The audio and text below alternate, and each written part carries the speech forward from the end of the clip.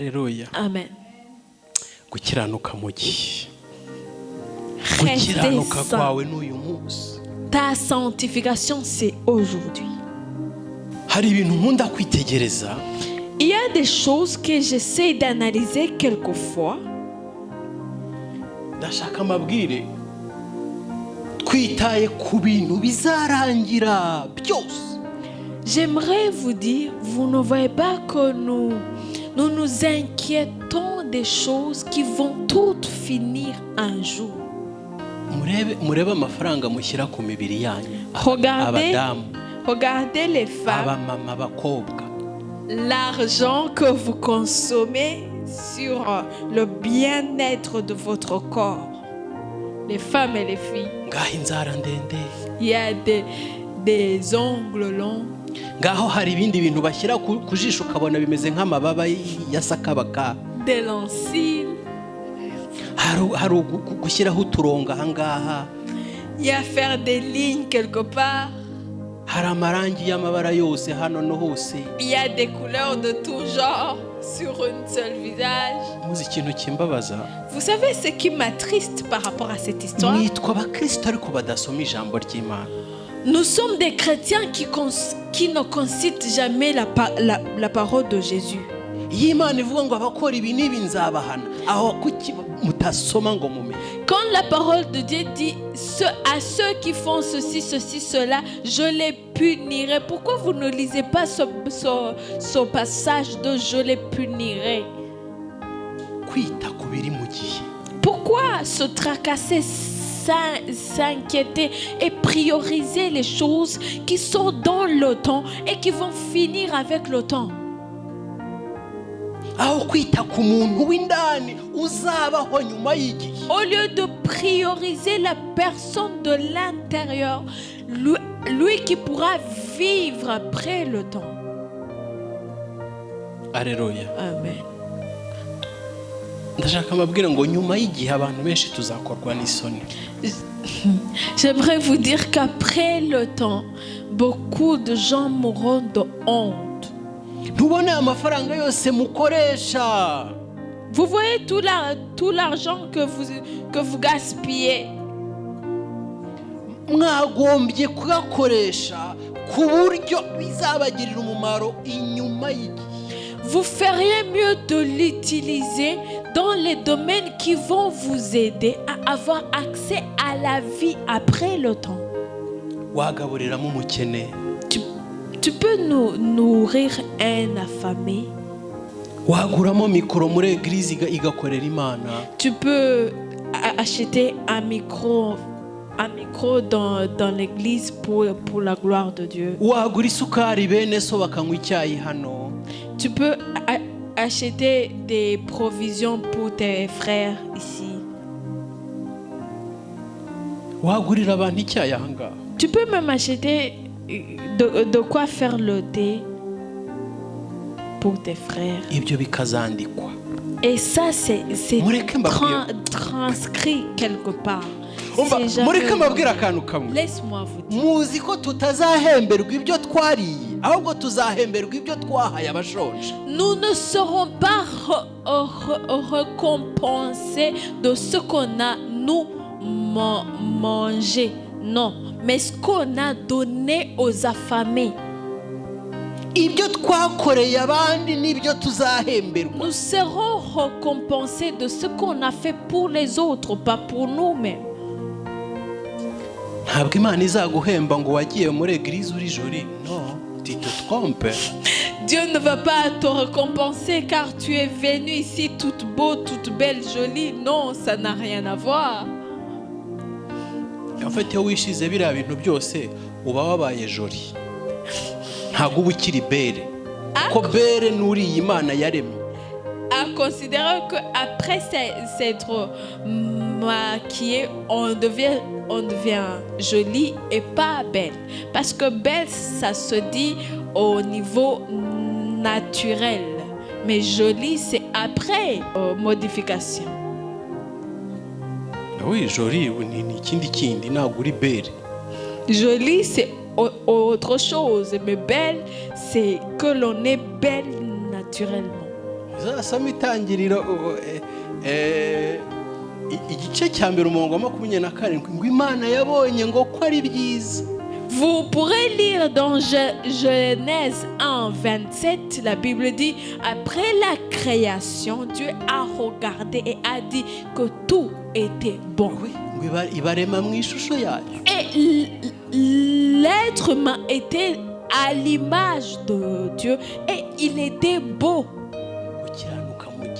La sanctification dans le temps.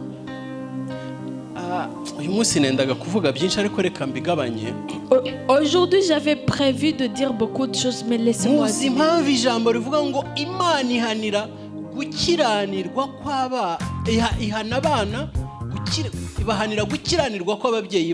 Vous savez pourquoi Dieu dit qu'il punit les enfants pour les péchés de leur père?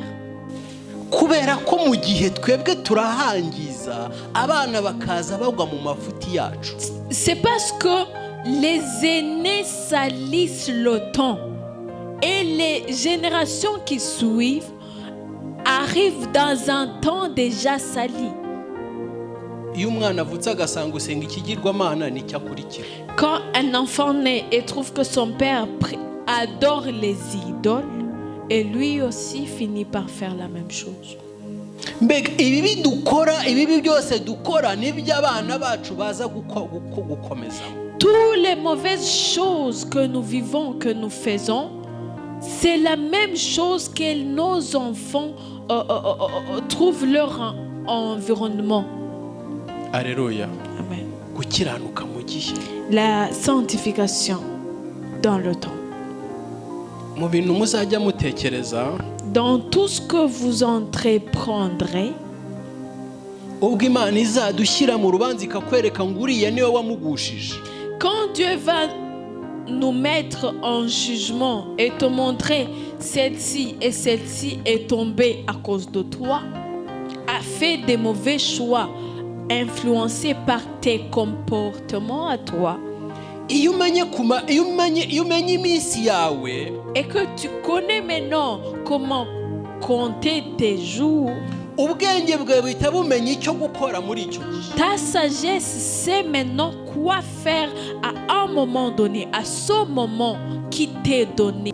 Iyo umenye iminsi yawe, si tu sais compter tes jours.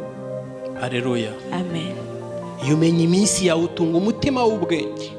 Si tu connais compter tes jours, tu gardes un cœur plein de sagesse. Kumenya kuri mu gihe bituma utunga umutima w'ubwenge. Savoir que tu es dans le temps fait que tu es un cœur sage. Iyo uri mu gihe ntago uvuga ngo ejo ngo nzakizwe ejo.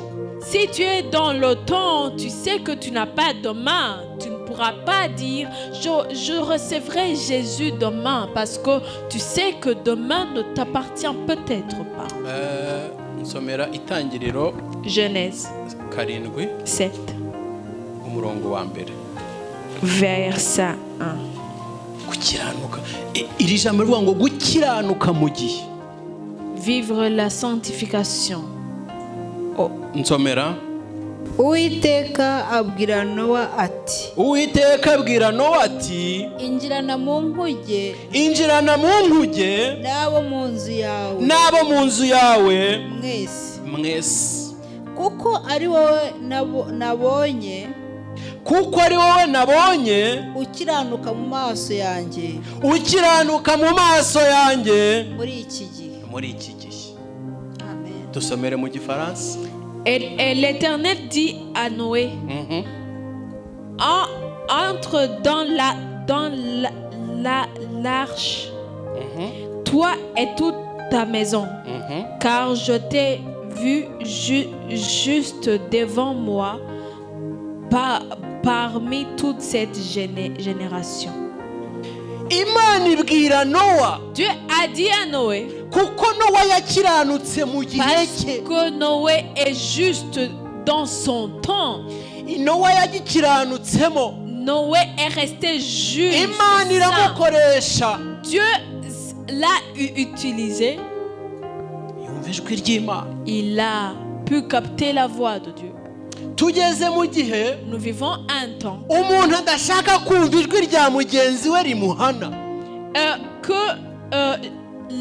l'être humain ne veut plus écouter les conseils de son prochain. mureke mbabwire akantu kamwe. Laisse-moi vous dire un truc. ntubona uyu mugabo mureba aha ngaha? Vous voyez cet homme qui est ici?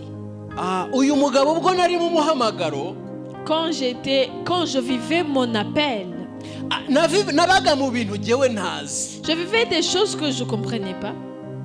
ngeraho aho mvuga ngo reka nzajye gushaka umupfumu. Jusqu'à ce que j'ai eu l'idée d'aller voir un marabout.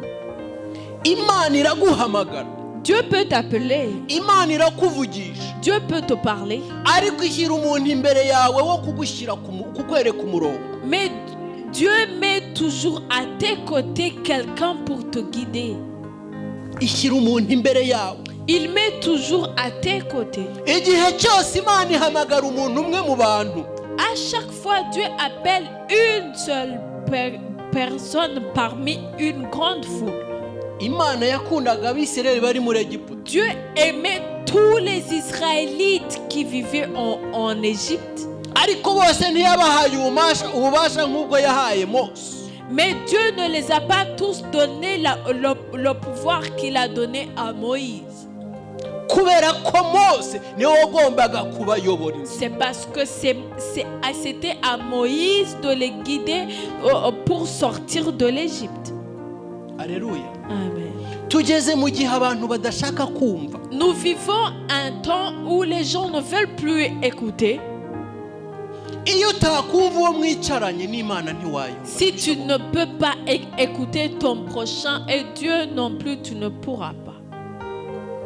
reka mbabwire mbaciye intege pe. Je vous décourage, vraiment. niba utakumva icyo mwene se akubwira, Si tu n'arrives pas à écouter les conseils de ton frère ou de ta sœur qui est à côté de toi, n'Imana ntuzayumva. et tu n'obéiras pas non plus aux kandi conseils de Dieu, uzarwanya Imana, et tu seras un anti-Dieu. kandi uzahinduka antikristo. Tu deviendras toi mu rusengero l'antichrist. uzahinduka urwanya Dans Imana. l'église, tu deviendras l'anti-Dieu qui contredit ce que Dieu dit. iyo utakumva umuntu n'Imana ntuzayumva. Si tu n'obéis pas à ton frère, tu n'obéiras même plus à Dieu. ntabwo bishoboka. C'est pas possible. nutumva umuntu ntuzumva n'Imana. Si tu n'obéis pas au frère qui est à côté de toi, tu n'obéiras pas à Dieu non plus. Alléluia. Amen. gukiranuka mu gihe. Obéir à Dieu au bon moment. ntubona ko uba ugize amahirwe Imana iguhaye ukinjira aha ngaha. Tu ne vois pas que tu es chanceux, que c'est une opportunité immense de te retrouver ici. nicyo gihe Imana iguhaye. C'est le bon temps que Dieu te donne. nicyo gihe Imana iguhaye. C'est maintenant le bon temps, le moment propice, le temps opportun que Dieu te donne. Vous pouvez ibice bitandatu. On peut lire dans Actes des Apôtres 6 8.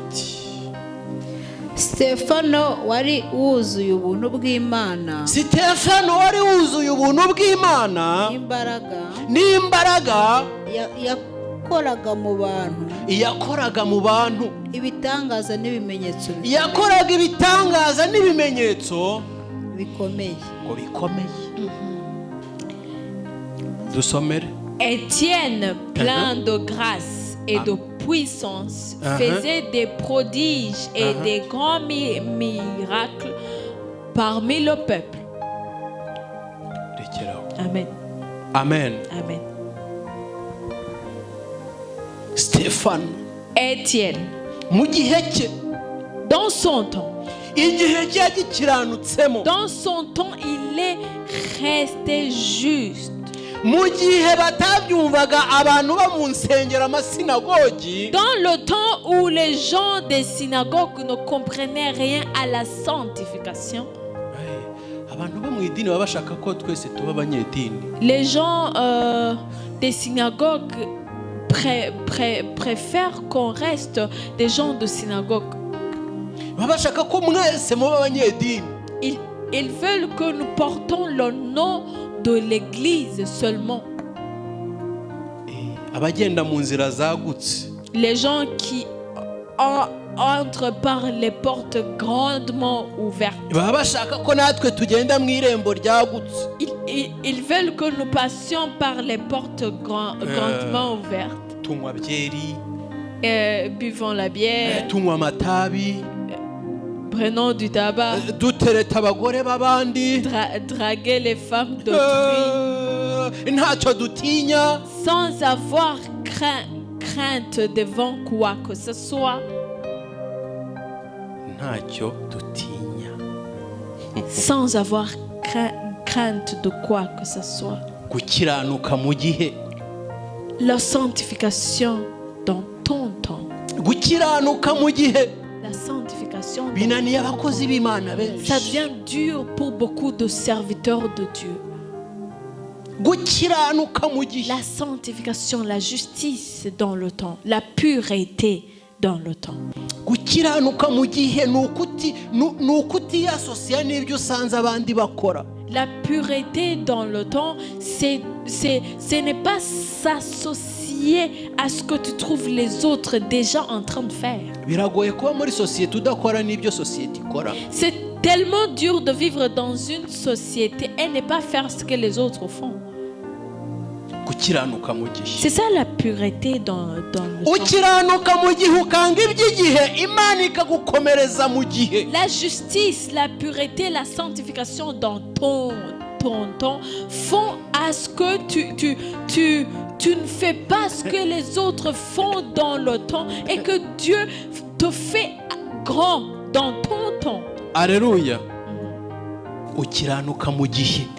La pureté dans le temps. Hari ibintu bijya bimbaho. Il y a des choses qui m'arrivent. Ntikanga. Et ça m'étonne un peu. Ça m'émerveille quelquefois. Hari igihe nipresente ahantu nko mu mahoteli. Quand ils se présentent dans des endroits un peu comme des hôtels mu mabiro. ou dans les bureaux. Bakambwira ngo witwa Jean Dotier. Et que particulièrement on me dit vous répondez au nom de Jean de Dieu. Avuga oui. Et je réponds oui. Kumva ndashaka kongeraho ko ndi pasteur ko ndavuga oya naba nivuze. Et des fois j'ai envie de mettre que je suis un pasteur. Mais je me dis oh non, ça vaut pas la peine. Bikabatangaza. Et ça devient un peu étonnant. Batambwira ngo vraiment nguri spécial. Et on me dit je suis vraiment spécial. Mais monsieur, vous dites vous êtes vraiment spécial. Ngahita mvuga muri ngewe hari indani ngahita mvuga ngo amen. Au fond de moi, cette phrase, j'y réponds amen. Alléluia. Amen. Kuba ngo witwa Jean Dotier. Ça veut dire que vous êtes monsieur Jean de Dieu. Ngo iyo baruzi n'ibindi bikurikiraho. Et là je me dis et si tu savais d'autres choses derrière ce petit nom. Alléluia. Amen. Gukiranuka mu gihe. La pureté dans le temps, la justice, la sanctification. Reka mbabwire bene data. Laisse-moi vous dire mes frères. Nukiranuka mu gihe. Si tu es pur dans ton temps. Ndakumva abantu benshi bavuga ngo burasiste ngo urumva ngo baragira ngo bakatugira ngo ntibadukunde. Non. Souvent j'entends les gens disent il y a du racisme, on nous aime pas, on ne traite pas comme les autres. Non. Bagufata icyo uricyo. On te prend pour ce que tu es. Gukiranuka mu gihe ukagendana na nyir'igihe. La justice, la pureté dans le temps et la vie avec le propriétaire du temps. Kuba mu gihe ukagendana na nyir'igihe. Vivre dans le temps avec le propriétaire, le créateur du temps. C'est tellement bon. C'est merveilleux. Bagushobora si uri kumwe Du na nyir'igihe. racisme, les gens se plaignent du du racisme. Mais je me dis que c'est pas possible quand tu marches avec le propriétaire du temps. ntabwo bishoboka. C'est pas possible. yewe bene data mumbabarire mukunde gukiranuka mu gihe cyanyu mwe kwishushanya n'abiyi si. Mes frères, je vous prie, s'il vous plaît, aimez la justice, la sanctification dans votre temps. Ne vous conformez pas au siècle présent. gukiranuka mu gihe. La justice, la sanctification dans ton temps. umuntu ukiranuka mu gihe aba mu gihe ari umugenzi, ari umuvoyageur. Quelqu'un qui est juste dans son temps, il vit son temps comme un pèlerin. cyangwa hera ku 8 geze ku 9. Genèse 39:8. maze ariyangira maze ariyangira abwira nyirabuja ati dore databuja ntangenzura ibyo mubikiye byo mu rugo, ntangenzura ku byo mubikiye byose byo mu rugo, ndetse ambikije ibyo atunze byose. ambikije ibyo atunze byose. muri uru rugo ntawe urundutamo kandi ntacyo yasize ngo akinyime keretse wowe kuko uri umugore we. none nabasha nte gukora icyaha gikomeye gityo ngacumura ku mana. ko numva bituzi ibyo nashakaga we. Jya kuri 7 twumve.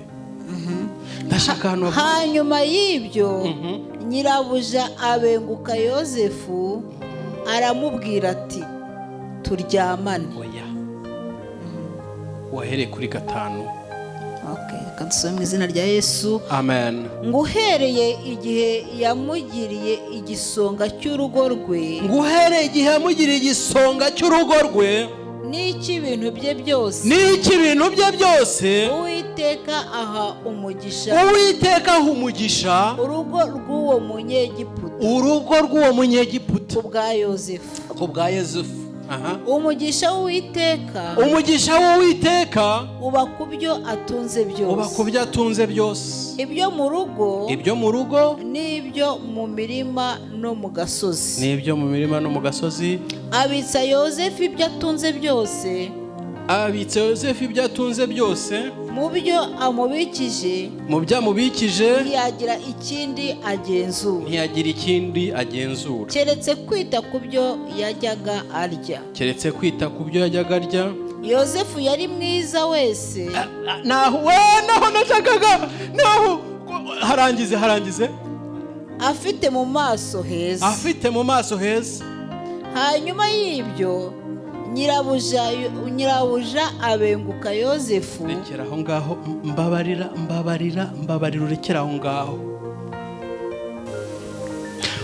Ngo yari mwiza wese. Il était beau de taille. Ngo afite mu maso heza. Et beau de figure. Ibi bicumuje benshi. Ibi bintu bicumuje benshi. Ces choses, être beau de taille et de figure, font objet et raison de beaucoup. Ça cause à ce que beaucoup de gens commettent des péchés. Umuhungu araguhamagara ari shitani iri kuguhamagara mu muhungu ngo uri keza. Un homme peut t'appeler et te dire que tu es belle alors que c'est le diable en lui qui te dit que tu es belle.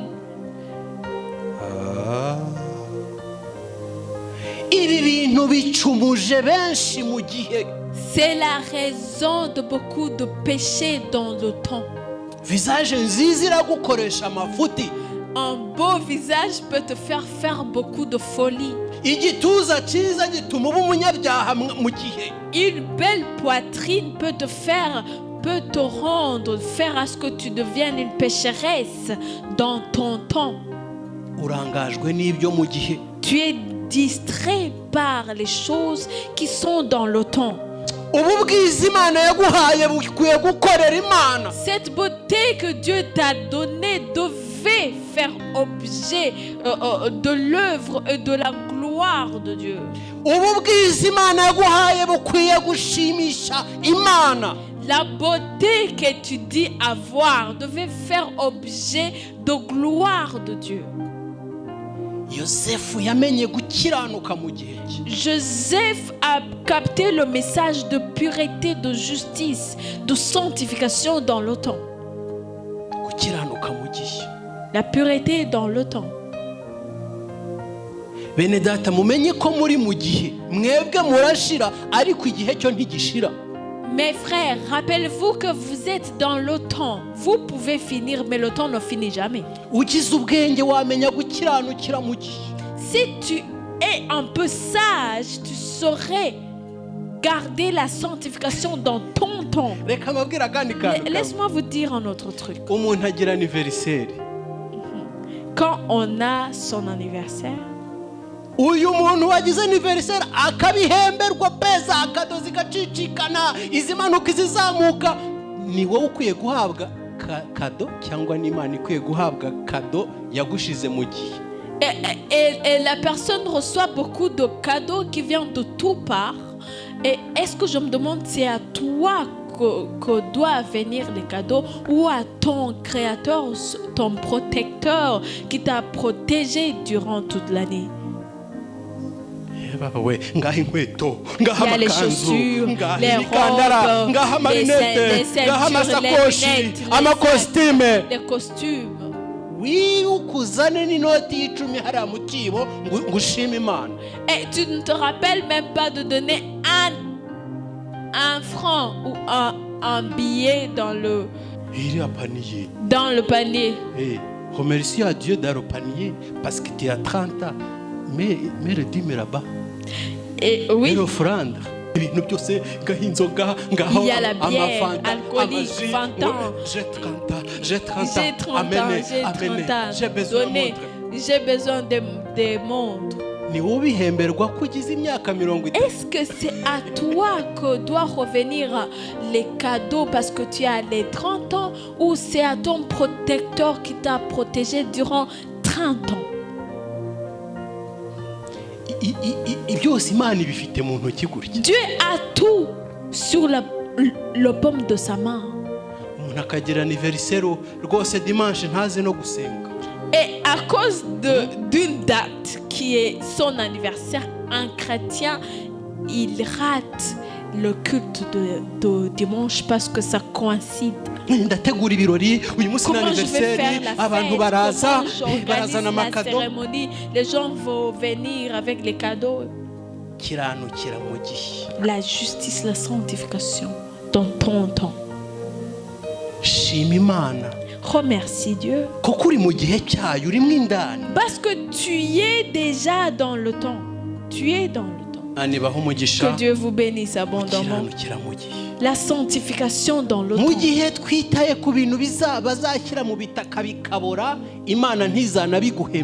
Entre-temps, nous nous focalisons sur les choses qui sont dans le temps, qu'ils vont enterrer et qui vont finir avec ce temps, et que tu te préoccupes beaucoup de ce temps, que Dieu ne va pas te récompenser. Si tu manques de sagesse dans le temps, tu mets en pratique, en œuvre les plans du diable qui est venu dans le temps aussi. Et regardez bien comment les gens ont oublié leur créateur. Les gens sont très orgueilleux.